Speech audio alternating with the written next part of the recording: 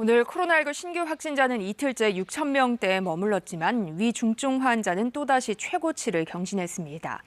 정부가 내린 병실 이동 행정명령을 두고 논란이 일고 있는 가운데 대상 환자 중 20여 명이 병실 이동 전 숨진 것으로 확인됐습니다. 정현우 기자입니다. 지난 20일 내려진 정부의 첫 병상 이동 행정명령. 코로나19 중환자실 입원자 가운데 증상 발생 20일이 지난 환자 210명을 일반 중환자 병상으로 옮기라는 내용이었습니다. 방역당국은 이 210명 가운데 22명이 숨졌다면서 병상을 옮기기 전 원래 있던 격리병상에서 치료를 받다가 사망했다고 밝혔습니다.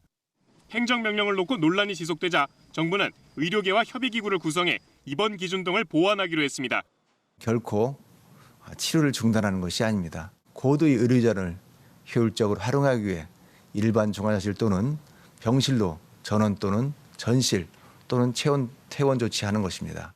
코로나19 위중증 환자는 1,084명으로 또다시 최다치를 기록했습니다.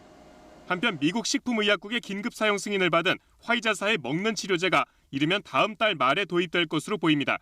정부는 이미 밝혀드린 7만 명보다는 훨씬 많은 30만 명분 이상의 치료제 구매 협의를 화이자사와 진행해 왔습니다.